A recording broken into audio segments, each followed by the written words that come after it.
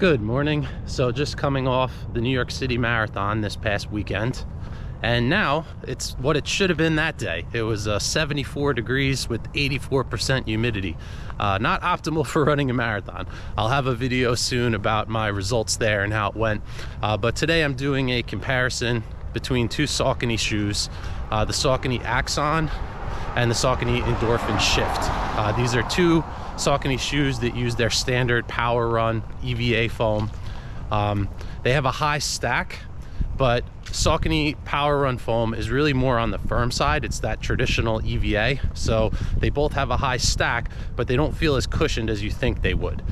The Axon has a rocker geometry to it, like the rest of the Endorphin line, and so does the Shift. So both of these shoes are a little bit more firm, a little bit more stable. So I'm gonna do a comparison of these two, get into more of the details, and we'll take care of that.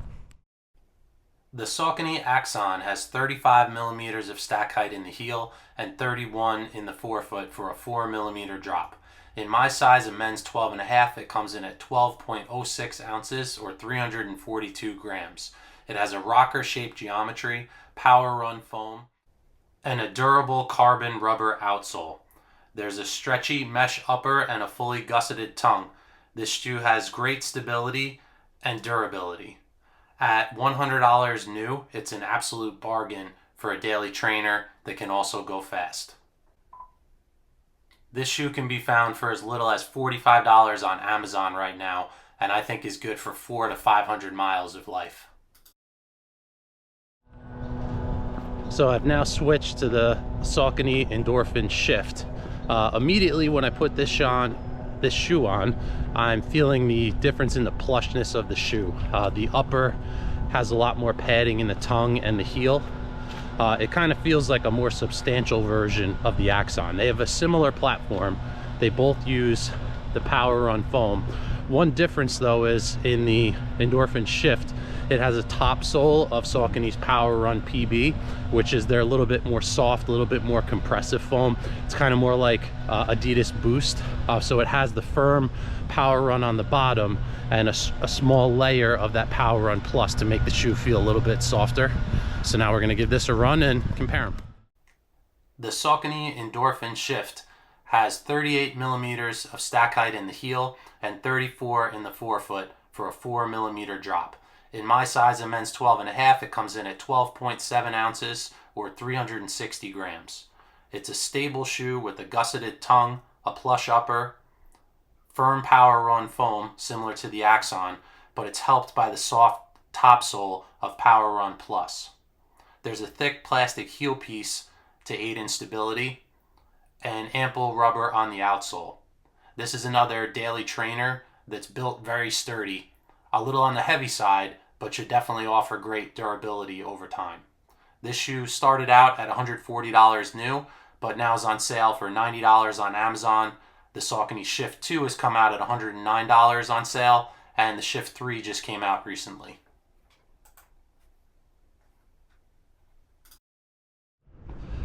So I just finished the same route in the Endorphin Shift, and that was actually really surprising. I remember these shoes being very similar. They both use the traditional Power Run foam, which is on the firmer side. They both have a high stack of that and a rocker design. So I remember them being pretty similar, but that Power Run Plus top sole on the Shift really does make a big difference. They feel much softer. The upper is more plush. They're kind of a more luxurious version of the Axon. I would say the Axon's almost like a Toyota Camry. It's reliable, you know what you're getting, gets the job done, but really not that flashy. These ones are in the Vizzy colorway. They're bright orange with fluorescent laces. These would be the Camry SE, the sports edition. They got the nicer wheels, the red leather seats, a little bit more flashy. So this shoe still does fit into that daily trainer category. This is meant to be the training companion to the Endorphin Speed and the Endorphin Pro.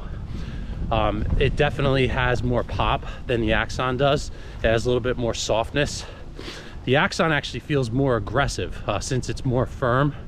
It's really firmness, and that rocker. This shoe really gives you some more bounce from that top sole of the Power Run Plus. So it actually feels faster to me. It feels lighter to me, but I'm pretty confident that the Axon is lighter. I'll weigh them when I get back and we'll see. I feel like the Axon is more stripped down, so it should be lighter. This shoe actually feels lighter though, because it's a little bit more springy with that Power Run Plus top sole. So initial thoughts, this shoe, the Shift is more comfortable, more bouncy, definitely feels softer than the Axon. Axon's a little bit more aggressive, but still has a nice rocker. Could be used for easy runs as well as some tempo runs, since you can kind of turn up the pace in that shoe as well. So I'll get into more of the details when I get back home. So it's a battle of the rockered power run shoes today. One thing I wish that all these running brands would do is stop naming all their foams in a confusing way that sound the same. So Saucony has 3 types of power run foam. They have regular power run, which is what's in these 2 shoes. They have Power Run Plus, which is what they put in the Triumph, and that's also in the top sole of the Shift here.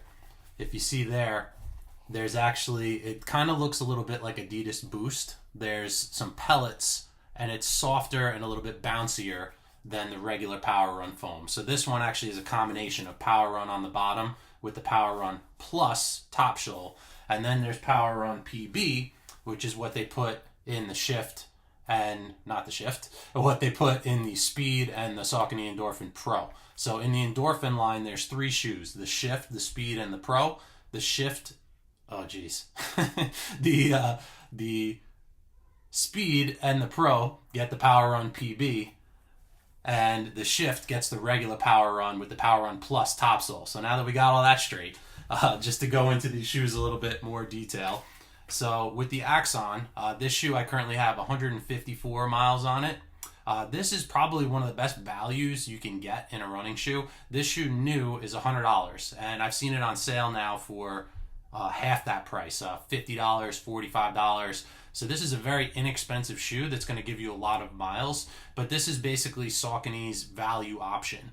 You can see with the upper here, it's just kind of a stretchy mesh. There's kind of no frills to it at all. You can see I actually have this tied kind of tight to get it down over my foot. So there's definitely plenty of room in the toe box there, but it's a little bit too roomy, I would say, actually, unless you have a wider foot. And this Saucony Power Run foam is a really firm EVA. Like, it doesn't bend at all.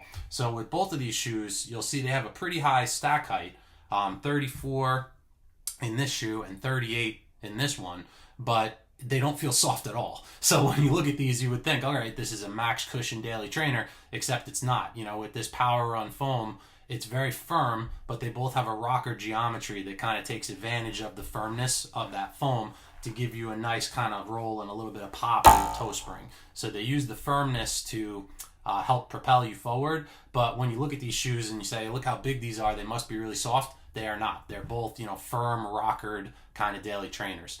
This one also has carbon rubber on the outsole. Pretty much the entire forefoot is covered in the carbon rubber, and then it goes all the way down the back as well. So this shoe, after 154 miles, has no wear on it at all. So I think for a value shoe for the money, this is going to last a really long time. I think this will last well over 300 miles, maybe even 500 miles. I probably won't want to use it that long, but getting miles for your money, this might be the best shoe in existence because it's very inexpensive, especially if you get it on sale, and it's going to last a really long time. So again, doesn't really feel soft at all. It's really more for easy runs, but it kind of goes over into tempo runs because it feels a little bit faster with that rocker. But the problem with that is I have softer shoes that are more comfortable for easy runs, and I have lighter weight shoes that feel faster for tempo runs. So it's kind of in a weird limbo area. So again, you're getting a lot for your money, but it's not the softest shoe. It's not the fastest shoe. So again, durability wise and use wise, you can get a lot of miles out of it, but it's not the best at any one thing. But I guess you get what you pay for at this price point. So it's a decent shoe. You can put the miles in it, but it's not going to rock your world. That's for sure. Then with the Endorphin Shift, you'll notice this one, if this one, they really didn't do anything to the upper, this one they did a lot to the upper. This one has a very thick tongue. It is fully gusseted, attached on the inside. This is the Visi one, so it's got the reflective laces. There's lines all over it. This one also has that really wide, thick plastic heel cup, so there's a lot of stability in the heel. They probably could pare this down a little bit, but with both of these shoes, you kind of sit down into the sidewall a little bit. This wraps your heel, so they're both very stable. They also have a wide footprint on both of these shoes. This one I've had a little bit longer. I actually have 242 miles on this shoe, so almost 250 miles. This one you can see if I get up close there, this part here has started to wear a little bit, and there's a little bit of wear on the actual exposed foam, but you can see in the back of the shoe this is completely preserved, and there's so much of this foam here that it's really not making a dent in it. It hasn't affected the way the shoe feels. This one's actually a little bit easier to bend than the Axon is, but the biggest difference between them, the upper is more plush. There's like another layer of mesh here. It's more built up. There's, you know, more padding in the heel counter, more padding in the tongue. But again, the big difference to me is this Power Run Plus top sole. You really do feel a difference between these two shoes. It lets you sink into it a little bit and gives you a little bit more energy return. So the feel of these two shoes, even though they're both very firm for what you're expecting from this high of a stack, this one feels a lot better. I feel, as I said in the running part of the review, I feel like this is a lighter shoe, even though it's a little bit heavier, just because the ride of it is better from that Power Run PB. Not Power Run PB. Not Power Run PB. Power Run Plus. Again, killing me with these foams that all sound the same. But just to summarize, this one also kind of falls into the same category as this one, where it's really meant for more daily miles. It feels a little bit faster than a Max Cushion Daily Trainer because of that firmness. But again, I kind of have softer shoes if I want an easy day and faster shoes if I want a tempo shoe. So this kind of does a little bit of both of those well, but not to the same level as a true Max Cushion shoe or a true tempo shoe. This is another one though that's going to be very durable, and it does have a nice ride with that rocker. So these two shoes are very similar. This one is a better value. You're getting more for your money. This one's also on sale now too. They came out with the Shift 2, and the Shift 3 actually just came out recently. It looks like they did some big updates to the Shift 3. That's one that I might consider getting when it goes on sale. They changed it, made it a little bit softer. I think it's a lot better looking shoe. Both of these are not going to win any looks competitions. They're both a little bit clunky, a little bit big. This one, it's interesting. If you look at it closely, you can't even tell it's a Saucony shoe. It's just got these squiggles here, and there's the Saucony logo, but it's kind of hidden under that plastic heel clip. So between both of these, by weight or second rate, I would say both of them are a weight. This one could be a buy as a brand new price because it's such an inexpensive shoe. This one, I don't think it's worth it at full price, but at a discounted price, it's a very durable shoe that's going to last a long time. I have a real problem with saying like and subscribe. I always forget to do that. So I might put a little caption at the beginning saying that. I'll do one now. Like and subscribe. They are both stable and durable shoes that kind of fall between everyday daily trainer, recovery shoe, and a tempo shoe. But in the head-to-head comparison, I have to give it to the Endorphin Shift. This is just a little bit more pleasant shoe to be in. It's a more comfortable upper, has a little bit more bounce from that Plus top sole. So in the battle between these in the battle between these shoes, I'm definitely going to give it to the Endorphin Shift. I'll see you in the next video.